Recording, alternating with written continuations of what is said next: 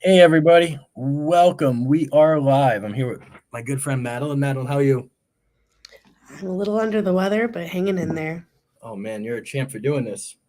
All right, so let's do this quick. Let's talk about buying some businesses.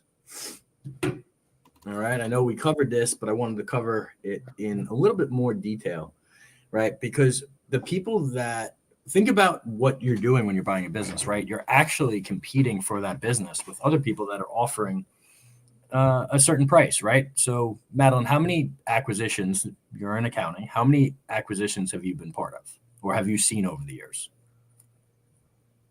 A few hundred. A few hundred. Oh, did they ever go smooth? No, not a single one.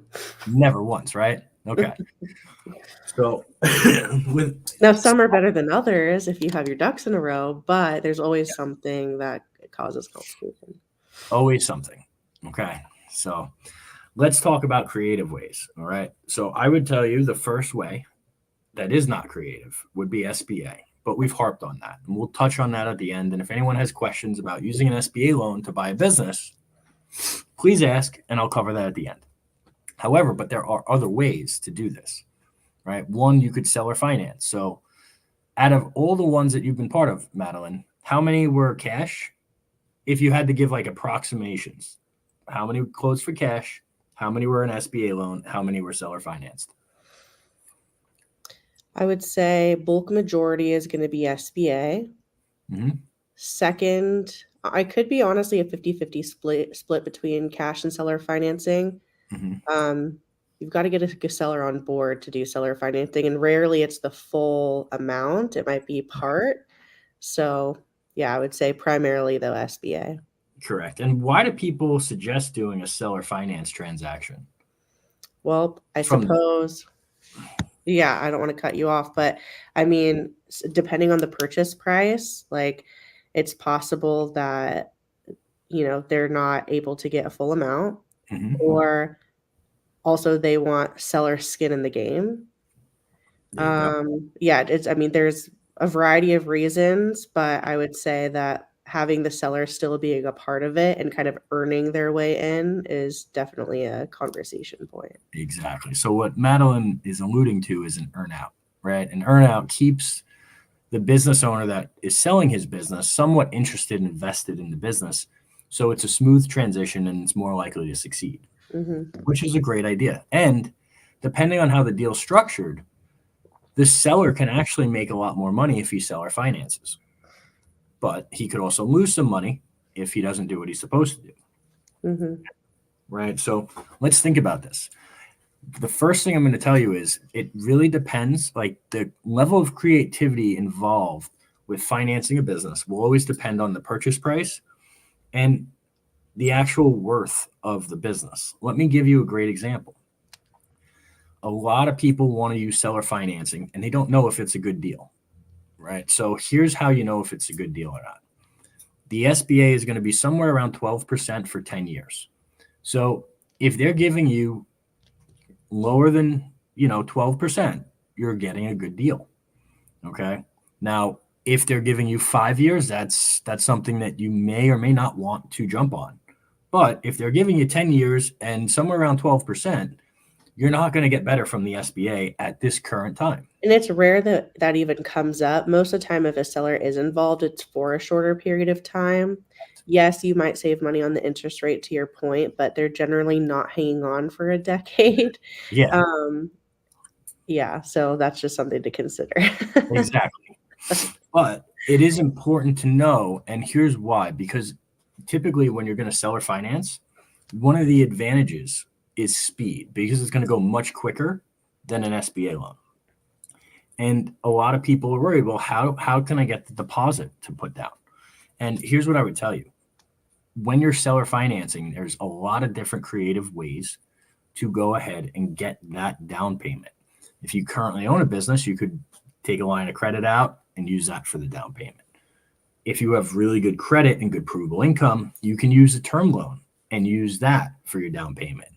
And if you really want to get creative and the business has a ton of equipment and assets, you can actually buy the equipment and assets using equipment financing and use that as your down payment. So I'll give you an example. If somebody wants $1 million for their business and they have $700,000 worth of equipment, we can actually finance the 700K.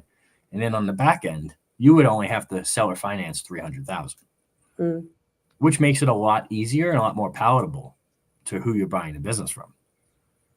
Right? What are some of the things that you've seen make a difference in these types of transactions, Madeline? Like, I think, yeah, just like the dynamics of buyer seller for sure. What is the priority? Is it having a large cash deal? Is it potentially stringing it out to lower tax liability so that way you're not getting cap gains all in 1 year and just getting this massive bill? Like that could be another reason seller financing could be attractive, is getting paid out over a longer period of time. I think a lot of it comes down to, and I realize that this is like not necessarily a direct answer, but kind of the overall tonality of what does each party want. Yes. And that really does set the tone for what product generally is the best fit. I couldn't have said that any better myself. All right. So this means that when you're looking to buy a business, guys, that's one of the things that you need to pick up. Is it about the speed, or is it about the final purchase price, or is it about avoiding seller financing? Because all of these things will change your strategy on how you approach buying the business. It also changes the approach of how you go about getting financing for the business. So a big takeaway here is, one, know the buyer, know what he wants, know what he likes, and understand what he's trying to avoid, because it'll make it a lot easier. And then once you have that, you have to find a reputable place that can handle the financing.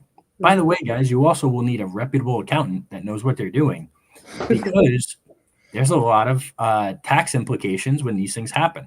So, Madeline, what are some of the top tax implications they should be looking out for when a business is changing hands?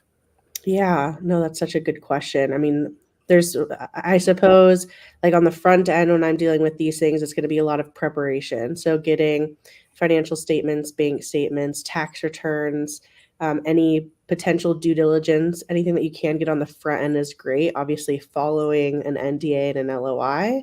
Once you have those documents collected and we're actually working to exchange assets, one of the biggest things that I think a lot of people overlook, and I've seen a couple of people get burned on, is who gets to keep the cash that currently sits in the business.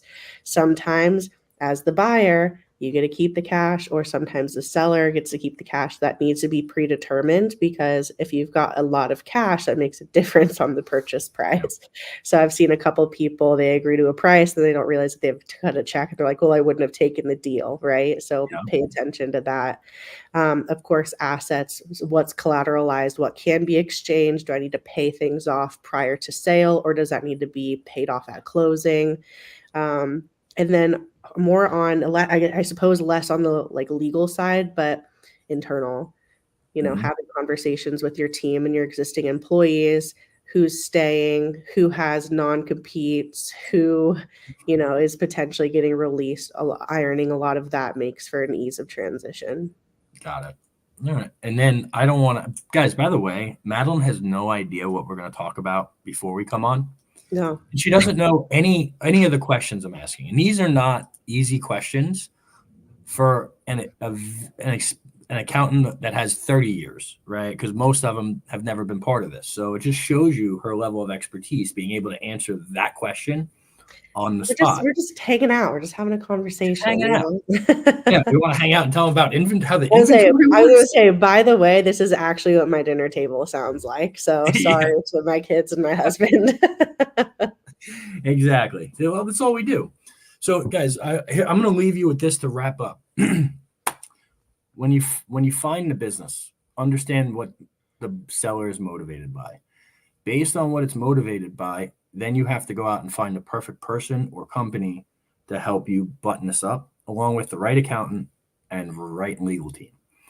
And one of the things that you need to know is, one, has that person or place done this before? Like, are they involved in a lot of acquisitions? Because if they're not going to know the first place to start. And if they are, then that's someone that you can work with, as long as you know they've actually done it before. And then you want to find out, well, what kind of acquisitions have they done? Is it SBA? Is it seller financing? How did they do it? How did they put it together? And what options do they have in case the SBA doesn't work out? These are questions that you should know before you select anyone you're going to work with. All right. I want to leave you guys with that. Madeline, do you have anything that you want to touch on? I'll leave off. No, I feel like that was great. All right, guys. Well, listen, we'll see you. We will not see you next week. I'll be out of the country, but we'll see you the week after that. So I appreciate you guys. Madeline, thanks for coming on. Thank you. All right.